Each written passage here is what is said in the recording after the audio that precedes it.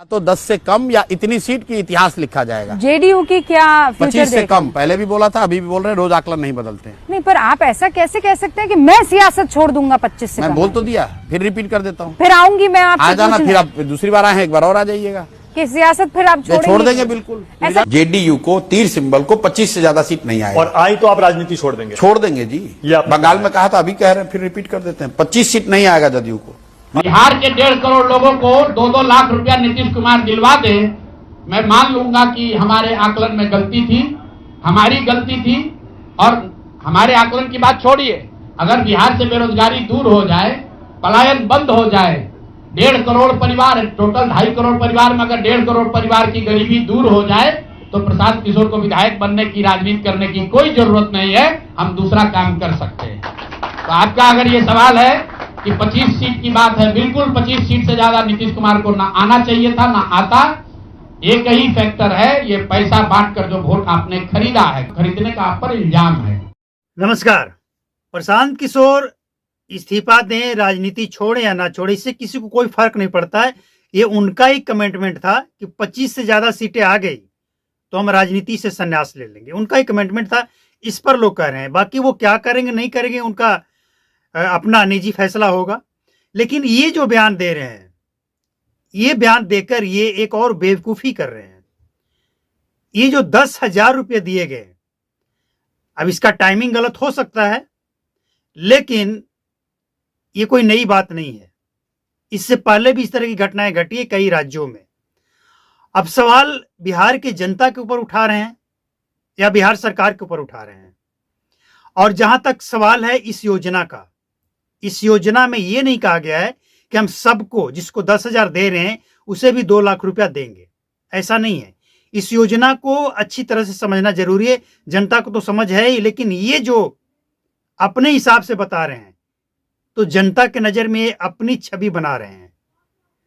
आपकी जो हालत हुई वो तो हुई, लेकिन आगे और जो होने वाली है उसको मत बिगाड़िए। इसके पीछे का कारण है, ये पड़ गए थे उन लोगों के चक्कर में जो आरजेडी से भी पैसा ले रहा था, बीजेपी वालों से भी ले रहा था और इनसे भी ले रहा था, और कह रहा था कि हम आपको जिताएंगे। उनके चक्कर में पड़कर ये चले गए। अब सवाल यह है कि इस योजना के बारे में जो ये कह रहे हैं, देखिए, इस योजना का साफ मतलब ये है कि 10,000 जो दिया जा रहा है, पहले तो ये था सच्चाई, पहले ये था कि ये ऋण है, यानी लोन है।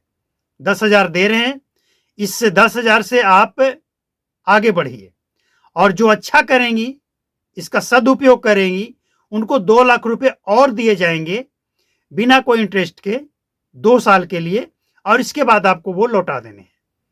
ये था। लेकिन जब ये लोग सवाल उठाए कि 10,000 रुपये तो कर्ज दिया जा रहा है, इसका ब्याज समेत इलेक्शन बाद ये लौट लेंगे, फिर बीजेपी की तरफ से ये सफाई आया कि ये कर्ज नहीं है, ये 10,000 रुपये हम दे दिए सो दे दिए, और कोई माई का लाल आपसे ये पैसा वसूलने नहीं जा रहा है।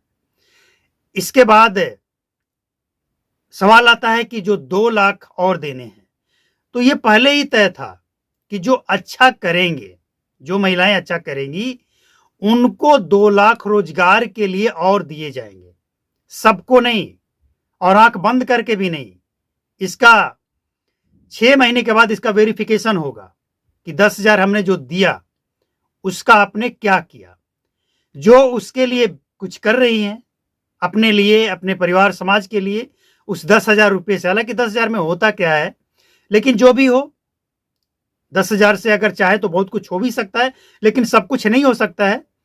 तो जो आगे बढ़ेंगे उनको आगे बढ़ाया जाएगा, ये था। लेकिन अब ये तो इसका मतलब ही बदल रहे हैं। तो जनता को तो पता है ना, जनता तो समझ रही है कि जो 10,000 मिला वो तो मौज, लेकिन आगे उसी को मिलेगा जो सचमुच कुछ करना चाहती है। तो इस तरह का बयान देने से कोई फायदा नहीं है। जनता सब समझती है, जैसा कि इस विधानसभा चुनाव में जनता ने सोच समझकर